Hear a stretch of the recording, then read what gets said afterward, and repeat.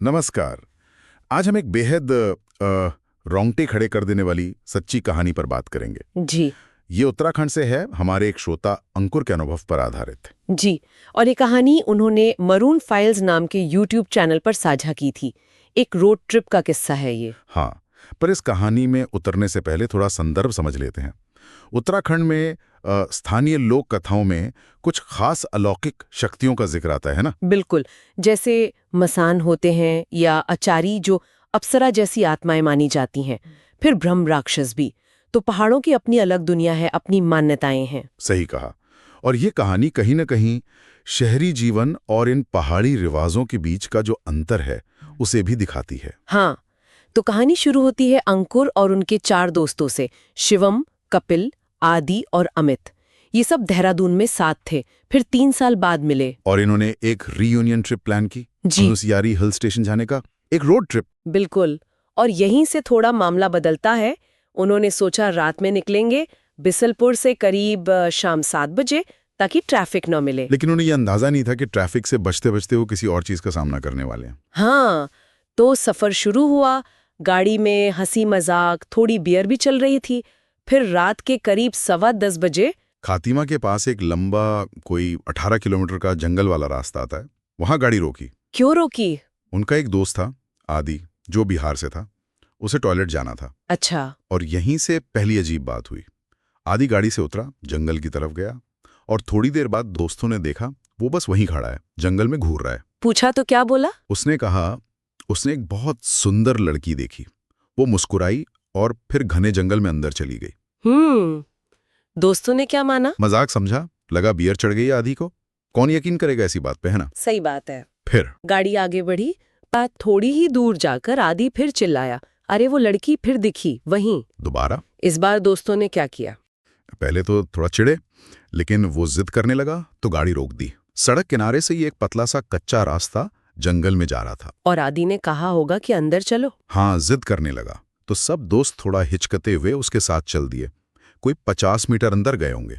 और वहां क्या था? एक पेड़ के नीचे एक छोटा सा घर जैसा ढांचा बना हुआ था, कच्चा सा। अच्छा। उसमें क्या अजीब था? उसकी एक दीवार पूरी कोयले जैसी काली पुती हुई थी, और उस काली दीवार पर सफेद रंग से लिखा था। क्या लिखा था? लिखा था, चलो कोई तो आया मिलने। बाप रे, ये पढ़कर तो हाँ, सबकी सिट्टी पिट्टी गुम। मतलब एकदम से डर बैठ गया। वो फौरन पलटे और गाड़ी की तरफ भागे। आदि का क्या, वो भी डर गया? आदि का बर्ताव तो अजीब था ही, पर इस लिखावट ने बाकियों के होश उड़ा दिए थे। समझ सकता हूँ। फिर वो तेजी से निकले वहां से। हाँ, गाड़ी भगाई। आगे नोला पानी में एक महाकाल किराना स्टोर दिखा, वहां रुके। पर आदि फिर फुसफुसाया कि वो लड़की। हाँ, वहां पास रखी कुर्सी पर बैठी है। अब दोस्तों को भी थोड़ा एहसास होने लगा था कि कुछ गड़बड़ है। और फिर गाड़ी के साथ भी दिक्कत शुरू हुई। हाँ, थोड़ा आगे चूरनी इलाके के पास गाड़ी चढ़ाई पर खिंचना बंद कर दी। ऐसे लग रहा था जैसे कोई भारी वजन रख दिया ऊपर। बार बार बंद हो रही थी। रात का वक्त, सुनसान जंगल और गाड़ी बंद। हाँ, रात के करीब 2 बज रहे थे। उन्होंने किसी तरह एक मैकेनिक को फोन लगाया। मैकेनिक ने क्या कहा? उसने कहा सुबह 5 बजे से पहले नहीं आ पाऊंगा। लेकिन उसने एक चेतावनी दी, बहुत सख्त। क्या चेतावनी? उसने कहा गाड़ी से बाहर बिल्कुल मत निकलना, शीशे ऊपर रखना, कोई भी आवाज आए, दरवाजा खटखटाए, कोई दोस्त की आवाज भी निकाले, दरवाजा मत खोलना। ओ, मैकेनिक की ये बात तो और डराने वाली थी। बहुत ज्यादा। उनका डर और बढ़ गया। थोड़ी देर बाद एक और कार वहां आके रुकी। उसमें एक बुजुर्ग पति पत्नी थे। उन्होंने भी कुछ कहा? हाँ, उन्होंने भी गाड़ी रोककर वही सलाह दी कि रात में यहाँ बाहर निकलना ठीक नहीं। जंगली जानवर तो हैं ही, पर कुछ और चीजों का भी खतरा रहता है। यानी 2 अलग अलग लोगों से एक जैसी चेतावनी। ये इशारा था कि मामला सिर्फ गाड़ी खराब होने का नहीं है। बिल्कुल। और फिर हालात बिगड़ गए। आदि कहने लगा उसे घुटन हो रही है। और वो गाड़ी से बाहर निकल गया होगा? हाँ, मना करने के बावजूद शीशा नीचे किया और बाहर चला गया। दोस्तों ने देखा वो बाहर खड़ा किसी से बातें कर रहा है, पर वहां कोई था नहीं। उसी लड़की से? शायद। दोस्तों ने उसे अंदर बुलाया तो वो उनकी तरफ घुमा, और उसकी आंखें, वो अजीब तरह से घूर रहा था। और फिर उसने कुछ कहा? हाँ, और यहीं सबके रोंगटे खड़े हो गए। उसकी आवाज बदल गई। 2 आवाजें एक साथ आ रही थीं, एक उसकी अपनी और एक पतली तीखी लड़की की आवाज। क्या बोला उसने या उन्होंने? वो दोहरी आवाज बोली, तुम लोग 10 बजे से ही मेरे को परेशान कर रहे हो, मैं इसे मतलब आदि को अपने साथ लेकर जाऊंगी, वहीं लेकर जाऊंगी जहां से तुम लोग इसे भगा के लाए हो। उफ। और उसने जंगल वाले उस ढांचे की तरफ इशारा किया। हे भगवान, ये तो कब्जा करने जैसा हो गया। बिल्कुल। और इसके बाद आदि ने जो किया वो और भी भयानक था। वो अचानक गादी को खाई की तरफ धकेलने लगा। क्या? अकेले? हाँ, दोस्तों ने बताया कि उसमें जैसे 10 आदमियों जितनी ताकत आ गई थी। वो सब बुरी तरह डर गए, उसे रोक नहीं पा रहे थे। तब क्या किया उन्होंने? तभी शिवम को याद आया, डैशबोर्ड पर बजरंग बली की एक छोटी सी मूर्ति रखी थी। उसने फुर्ती से वो मूर्ति उठाई, अपने गमछे में लपेटी, माला जैसी बनाई और आदि के गले में डाल दी। हाँ, जबरदस्ती। मूर्ति गले में पड़ते ही आदि बुरी तरह छटपटाने लगा, चीख रहा था, मैं नहीं छोड़ूंगी इसे, नहीं छोड़ूंगी। लेकिन बजरंग बली की मूर्ति का असर हुआ होगा। हाँ, कुछ ही पल वो छटपटाया और फिर एकदम शांत होके बेहोश हो गया। बहुत डरावना अनुभव था ये तो। रात कैसे काटी फिर उन्होंने? जैसे तैसे गाड़ी में हनुमान चालीसा और भजन चलाकर बैठे रहे। सुबह मैकेनिक आया। मैकेनिक को बताया सब? हाँ, सब बताया। वो भी सुनकर हैरान रह गया।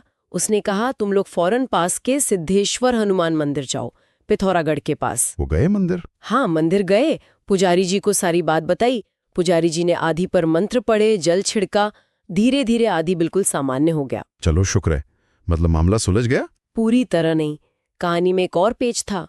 पुजारी जी ने कहा कि वो लड़की की आत्मा अभी भी मंदिर के बाहर इंतजार कर रही है। बाहर? क्यों?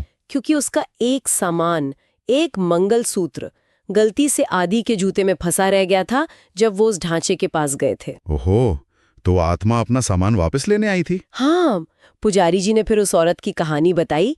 कुछ समय पहले उसी जंगल वाले रास्ते पर उसका पति के साथ एक्सीडेंट हुआ था। दोनों की मौत हो गई थी। शायद उसकी आत्मा वहीं भटक रही थी। तो फिर क्या हुआ? मंगलसूत्र का क्या किया? दोस्तों को वापस जाना पड़ा, उसी जंगल वाले घर, डरते डरते। उन्होंने वहां वो मंगलसूत्र रखा, हाथ जोड़कर माफी मांगी। और मुनस्यारी ट्रिप? वो तो कैंसिल ही हो गया। सब फौरन वापस अपने अपने घर लौट गए। ये कहानी वाकई सोचने पर मजबूर करती है। मतलब पहाड़ों में या कहीं भी नई जगह जाओ तो स्थानीय किस्से कहानियों को नजरअंदाज नहीं करना चाहिए। बिल्कुल, उन जगहों के अपने नियम, अपनी वाइब्स होती हैं। शायद कुछ अनदेखी शक्तियां भी, हमें उनका सम्मान करना चाहिए। सिर्फ वहम कहकर उड़ा देना शायद ठीक नहीं। सही बात है। और ये सवाल भी उठता है कि लोक कथाएं और असलियत, क्या वाकई इनके बीच की रेखा बहुत पतली होती है कुछ जगहों पर? हाँ, और हमारी मौजूदगी, हमारे काम उन अदृश्य चीजों को कैसे प्रभावित करते हैं जिनके बारे में हम शायद कुछ भी नहीं जानते। ये सोचने वाली बात है।